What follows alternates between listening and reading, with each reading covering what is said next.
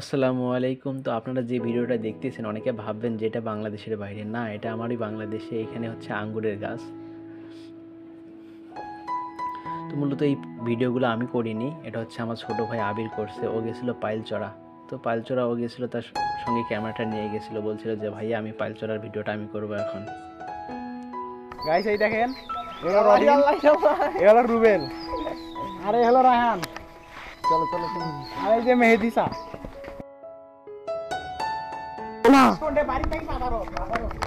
কোন হাঁস আছে? হ্যাঁ, পুরো বিশ্ব কিন্তু দেখো ভালো করে দেখো। পাতারে আছে হাঁস। আচ্ছা, নামটা কি আপনার? আমার নাম হলো আমজাদ হোসেন। আমজাদ হোসেন, সামনে সামনে যাও।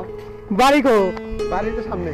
ও কি মাছের ব্যবসা করেন না? না, এই যে ডিগির মাছ তো দিছি, তো আরো পাঠা দেব, অনেক দূরে আরো যাবে। আচ্ছা, মাছ উঠতে আসছে 20 মোর। 20 মোর কি মাছ? মাছ তো দেখে এলাম। কি মাছ হলো?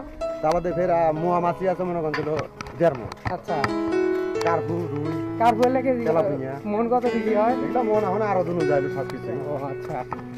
আপনারা ভাববেন পাতিল দেখে যে আবির মাছ নিতে গেছে। না, ও গেছে হচ্ছে হাঁস নিতে পাইলচড়া। এখানে আর কি দীর্ঘ 10 বছর থেকে এক খামারি ভাই তো এই হাঁসের বাচ্চা বিক্রি করে। তো আবির আর কি আমাদের বড় বড় পুকুর আছে, তো আবির বলতেছে যে ভাই হাঁস পালতে হবে। তো ওই ছোটো ছোটো হাঁসের বাচ্চা নিতে গেছে। তো হাঁসের বাচ্চার জোড়া হচ্ছে 80 টাকা। তারপরে আবির গেছে, কারণ শোকের তলা 80 টাকা। তো বনে গেছে। যাই হোক, যাইতে আমরা দেখলাম যে সেই মাছ, ওই আঙ্কেল কথা বলতেছিল। তো আমরা জিজ্ঞেস করলাম যে এখানে কি কি মাছ আছে। তো উনি বলতেছে সিলভার কার্প। তো দেখ, আমরা যেটা বলি বাংলাদেশের পিওর সেই খাঁটি ইলিশ, যেটা গ্রাম্য ইলিশ, তো গরিবের ইলিশ, সেটা হচ্ছে সিলভার কার্প মাছ। তাই ওনার সঙ্গে অনেক দুষ্টমি ফাজলামো করলাম, কারণ আমাদের গন্তব্যে যাইতেই হবে, সেটা হচ্ছে হাঁসের ছানা নিতেই হবে। তো হাঁসের ছানা নিতে আসলাম এক দাদু। হাঁসের ফার্ম কতদিন হয়ে দিছে? 5-10 বছর। এত প্রত্যেক দিন তো অন্য অন্য লোক আসে না? কি আপনার এটা ভালো আছেন? আসলাম আপনার কাছে হাঁস নেওয়ার জন্য। এখন কেনার মতো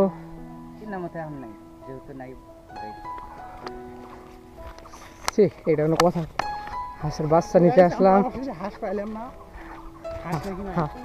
হাঁস অবশ্যই নিতে আসছিলাম, তো হাঁস নাই। এই জায়গায় নাকি 10 বছর হয় এই ব্যবসায়ী করে। তো ঈদের পরে আসতে বললো, আমরা ঈদের পরে আসবো।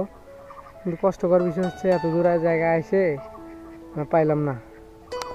আবার ওই যে ওইদিকে মাছ তুলতেছে, জুম করা যান। ভিডিও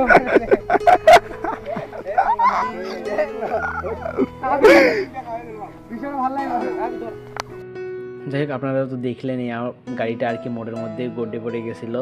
আর সবাই মিলে আর কি গাড়িটা ওঠানো হয়েছে, কিন্তু সবাই মিলে ওঠানো হয়েছে অনেক দেরিতে, কারণ সবাই অনেক দুষ্ট। তো এখন যেটা জায়গা দেখতেছেন, এটা হচ্ছে গাড়িটা মেরামত করা হয়েছে, কারণ হাঁসের ছানা নেওয়া হয়নি, ওখানে পাওয়া হয়নি, আমরা অন্যখানে যাব।